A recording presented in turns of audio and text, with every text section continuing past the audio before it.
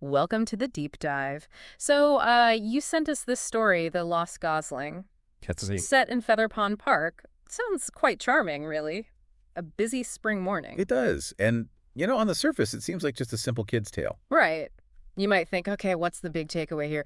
But our mission really is to dig a bit deeper. Hmm. Find some genuinely useful nuggets about staying safe, what to do if you get separated. It's more than just don't wander off. Absolutely. Yeah. And it kicks off right away with Gary the Gosling, doesn't it? Our main Yeah. character. Yeah. He's easily distracted. I mean, during this Waddle Walk, what gets him? A butterfly, Oh, yeah. a sparkly rock, even a worm doing the worm.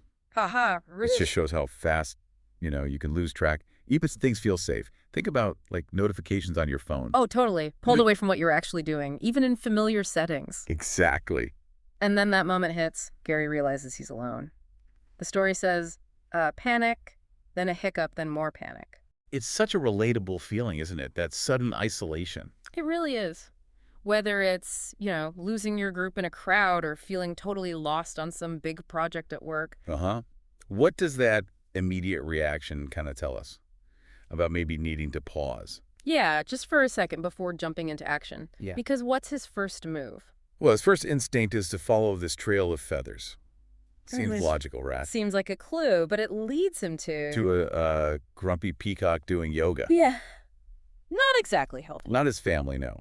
Yeah. It really kind of highlights how our first guess, or the most obvious path, might be completely wrong. Oh, definitely been there. Where you think you've got the solution and it just sends you further off course. So then he starts asking for help, which is good. Yeah, he asks this frog who's wearing a top hat, apparently. Bit unusual. Just a bit. And the frog says, check the snack stand. Okay. Which leads Gary on this detour for popcorn. Not his family, but... But, as the story says, totally worth the stop. Which is funny, but also kind of true to life, isn't it? Even when you're trying to solve a serious problem, those little immediate rewards can be tempting. They really can. Mm. And it's interesting, the different advice he gets.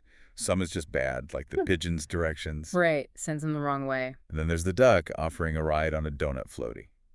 Maybe fun, but not really solving the core issue. It really speaks to, needing to figure out who to listen to when you're feeling lost or vulnerable, whose advice is actually useful. That's a key point. How do you filter that? And then comes the wise old heron. That feels like the turning point. Definitely. The heron's advice is so simple. Home is where the honk is. Cuts right through the noise, doesn't it? It does. And it prompts Gary to do the most direct thing possible. Just call out for his mom. Honk. Yeah.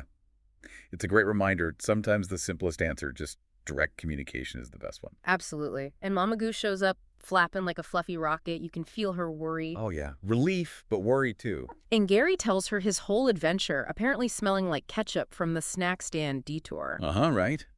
But her advice is crystal clear. Next time, if you get lost, stay put and honk.